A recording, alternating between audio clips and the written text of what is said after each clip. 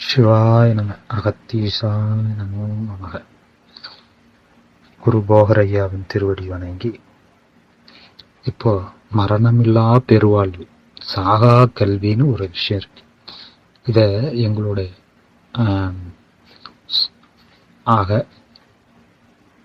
சுத்த சைவ வெளியில சொல்லும்போது சொன்னாங்க, சாகா கல்வின்னா என்னன்ட்டு கேள்வி கேட்டாங்க. அதுக்கான விளக்கம் சொல்லுவோம். மகத்துவம் வாய்ந்த இந்த மானுட பிறப்பை நாங்கள் முன்னே சொன்னோம்.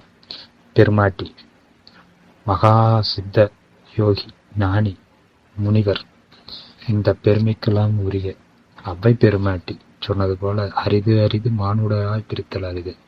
அப்படிப்பட்ட அந்த மானுடத்தில் கிடைத்த அற்புதமான அமைப்பு இந்த அறிவு, அந்த மெய்யறிவு, அந்த ஞானம். இத நம்ம பெற்றே ஆகணுங்க. அதுக்குதான் இந்த மானுட பிறவி.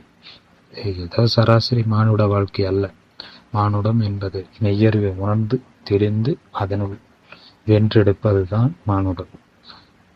அந்த மெய்யறிவில் மழை, அதாவது ஒரு உதாரணத்துக்கு எடுத்தோம்னா, மழை நீர் பூமியில பொழியுது. பூமியில நீர் நிரம்புவது மறுபடியும் மேகமா அந்த கனல்னால வெப்ப காற்றுனால மலை மேகமாகி மறுபடியும் மழை பொழிவது.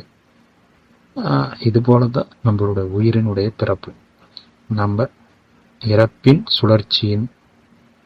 இறப்பினுடைய சுழற்சியின் அளவு பரிணாமம் மேல் நோக்கி செல்கின்றது. இப்படி பல இறப்பு பிறப்பு பெற வேண்டியது அறிவினுடைய பரிமாண வளர்ச்சியை பொறுத்து தான் அதிகரிக்குது. இப்பிறவில முழுமையடையும் இந்த யோகவியல் கற்றுக்கொண்டு சித்தர்களுடைய சாகா கல்வி, மரணமில்லா பெருவாழ்வை பற்றி அறிந்து தெரிந்து நாம் வென்று எடுக்க வேண்டும். நல்ல சமூகத்தில் இருக்கின்றோம்.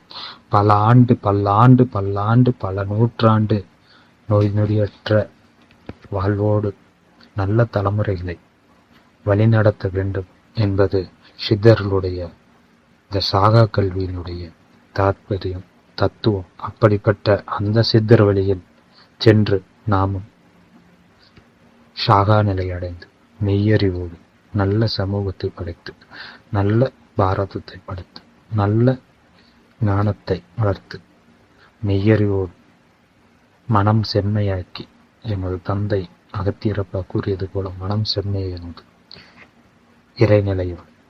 இறைநிலை அடைந்து இறையோடு கலந்து